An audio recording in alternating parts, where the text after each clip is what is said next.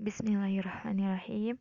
Baik, kita akan melanjutkan pembahasan tentang prinsip-prinsip dan praktik ekonomi dalam Islam.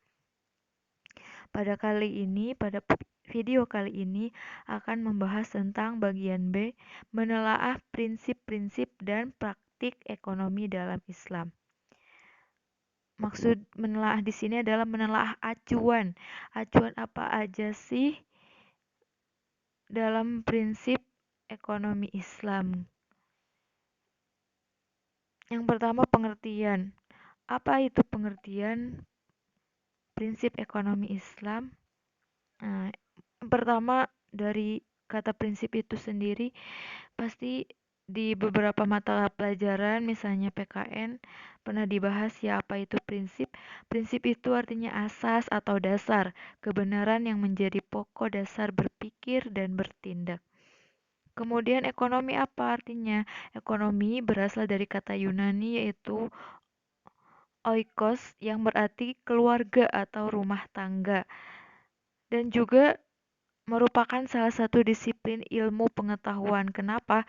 Karena menyangkut publik ya, menyangkut orang banyak.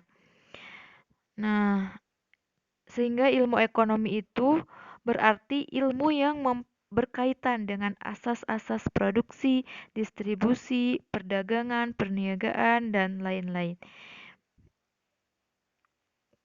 Kemudian ini barulah pengertian prinsip ekonomi Islam. Apa itu artinya? Yaitu asas atau dasar yang digunakan untuk mengatur perekonomian di dalam Islam.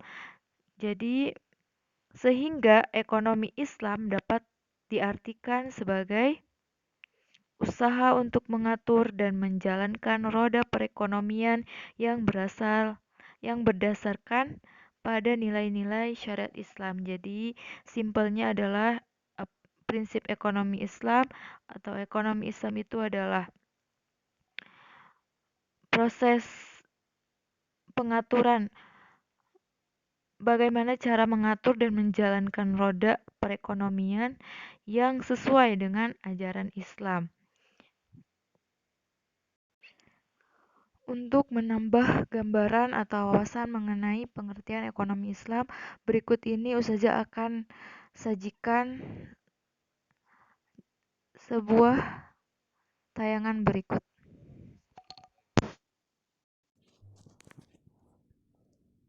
Syariah adalah sebuah sistem ekonomi yang memberikan manfaat kepada semua manusia. Jadi, inklusivitas adalah salah satu ciri dari ekonomi syariah, tidak eksklusif.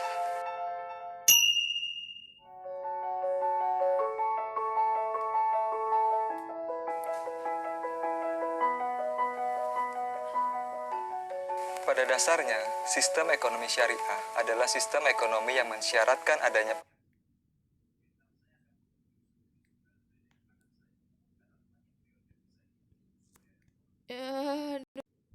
dengan prinsip dan nilai yang menjunjung tinggi keadilan.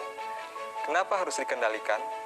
Karena pada dasarnya, manusia memiliki kecenderungan sifat untuk menyukai dan mengumpulkan harta. Tidak adanya upaya pengendalian akan mengakibatkan penimbunan harta yang berlebih. Harta yang mengendap dan tidak mengalir ke perekonomian akan menurunkan produktivitas sektorial yang berujung pada tertahannya akselerasi pertumbuhan ekonomi. Oleh karenanya, ketika pengendalian harta dilakukan secara efektif, harta akan mengalir optimal menuju investasi dan partisipasi sosial, yang pada gilirannya akan mendorong dan meningkatkan pertumbuhan ekonomi. Pada hakikatnya, alam semesta beserta seluruh isinya, termasuk harta kekayaan yang kita miliki, adalah absolut milik Allah Subhanahu wa Ta'ala. Kita sebagai manusia hanya diberikan amanah untuk mengelolanya. Dengan terwujudnya optimalisasi pengelolaan sumber daya sesuai dengan prinsip dan nilai ekonomi syariah, ekonomi akan tumbuh dan bergerak, seperti terbukanya lapangan pekerjaan dan terjaganya daya beli masyarakat yang pada akhirnya akan membawa kemaslahatan dan kesejahteraan untuk seluruh masyarakat tanpa membeda-bedakan golongan. Inilah Islam yang rahmatan lil alamin, termasuk di dalamnya ekonomi syariah, suatu sistem ekonomi yang inklusif dan universal bagi semua manusia dan kehidupan. Saya Misa Nugraha Ramadan, Departemen Ekonomi Keuangan Syariah, Bank Indonesia. Nah, itulah dia gambaran mengenai ekonomi Islam, dan di dalam tayangan tadi juga sudah sedikit dibahas mengenai prinsip-prinsip ekonomi Islamnya yang akan kita bahas berikut ini.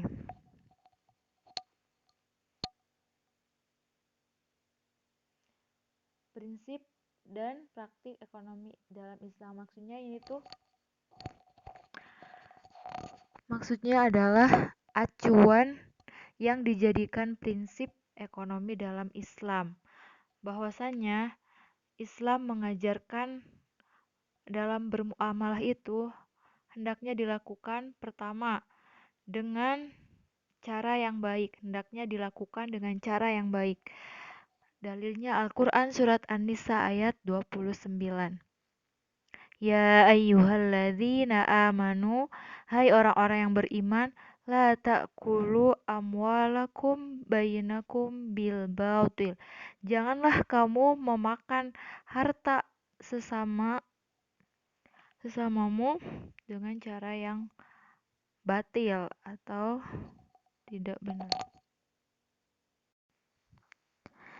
Illa ang takuna tijaratan ang taurodim minkum, kecuali dengan jalan perniagaan yang berlaku dengan suka sama suka di antara kamu. Wala taqtulu anfusakum, dan janganlah kamu membunuh dirimu. Innallaha kana bikum rahima, sesungguhnya Allah adalah Maha Penyayang kepadamu. Yang kedua adalah hendaklah kegiatan ekonomi teradministrasi dengan tertib. Jadi harus diarsipkan, jelas hitung-hitungannya ya. Di dalam Quran surat Al-Baqarah ayat 282. Ya ayyuhalladzina amanu idza tadayantum bidainin ila ajalim musamma faktubuh wal yaktub bainakum katibum bil adil. Hai orang-orang yang beriman, apabila kamu bermuamalah tidak secara tunai alias utang untuk waktu yang ditentukan, hendaklah kamu menuliskannya, dan hendaklah seorang penulis di antara kamu menuliskannya dengan benar. Jadi seringkali kita temui kan, bukan sering lagi, tapi kita melihat ya di beberapa tempat, bank, toko dan segala macamnya dan sebagai macamnya, ada yang namanya penghitungannya, administrasi. Nah, ternyata itu ada di dalam Al-Quran. Misalnya ada yang hutang sewa menyewa, nah itu harus ditulis gitu kan, harus teradministrasikan. Selanjutnya adalah dilakukan dengan terencana dan proporsional, yaitu dengan cara mengutamakan faktor keahlian dalam mengelola ekonomi. Ini dijelaskan di dalam hadis riwayat Bukhari bahwa Rasulullah bersabda bahwa apabila amanah telah hilang, maka kehancuran akan datang. Seorang sahabat bertanya, "Bagaimana amanah tersebut bisa hilang, wahai Rasulullah?" Rasul menjawab, apabila suatu pekerjaan diserahkan kepada orang yang tidak ahli, maka akan hancur. Jadi harus mempunyai keahlian. Kalau tidak punya keahlian ya belajarlah, berlatih. Yang kedua, dilakukan dengan penuh amanah. Terdapat dalam Quran surat Al-Mu'minun ayat 8. Walladzina hum li amanatihim wa ahdihim ra'un. Dan orang-orang yang memelihara amanat-amanat yang dipikulnya dan janjinya. Maksudnya adalah orang yang bisa menunaikan amanahnya dengan baik. Yang ketiga, dilakukan dengan penuh tanggung jawab. Dalilnya dalam Quran surat Al-Mudaththir ayat 8. Kullu nafsim bima kasabat rohina. Setiap jiwa bertanggung jawab atas segala perbuatan yang dilakukannya. Jadi di akhirat nanti semua perbuatan kita akan dipertanggungjawabkan. Terutama sekali adalah dalam kegiatan muamalah ini karena menyangkut hubungan kita dengan sesama manusia. Dan yang keempat, dilakukan dengan adil. Dalilnya dalam Quran surat Al-Maidah ayat 8.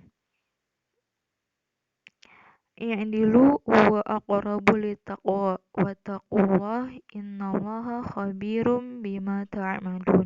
Berlaku adillah karena adil itu lebih dekat kepada takwa, dan bertakwalah kepada Allah, sesungguhnya Allah Maha mengetahui apa yang kamu kerjakan.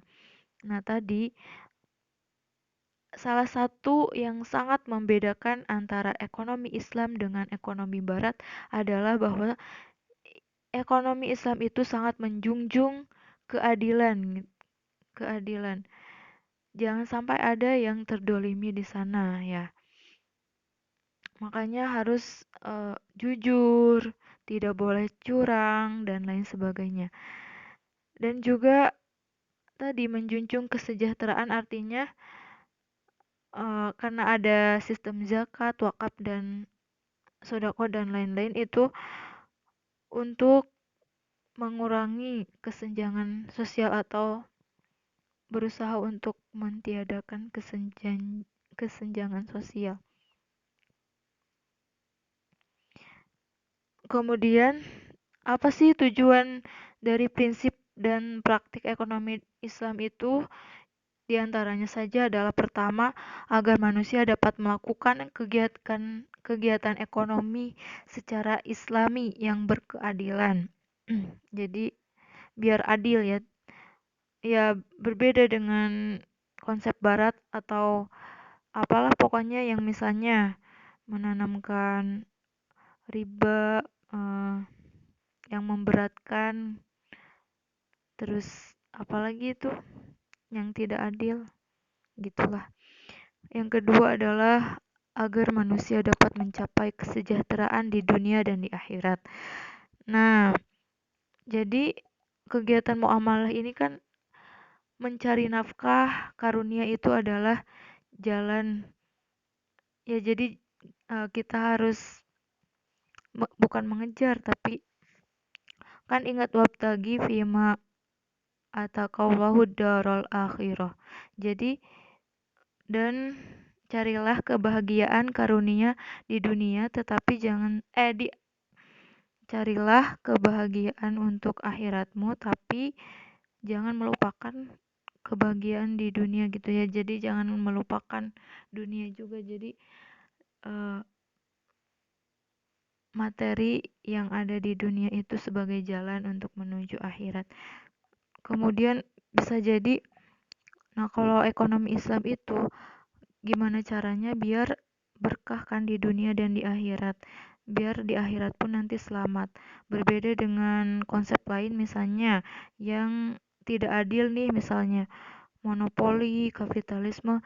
Nah, di dunia memang mereka kaya gitu, berjaya, tetapi di akhirat kan eh, insya Allah tidak akan selamat ya.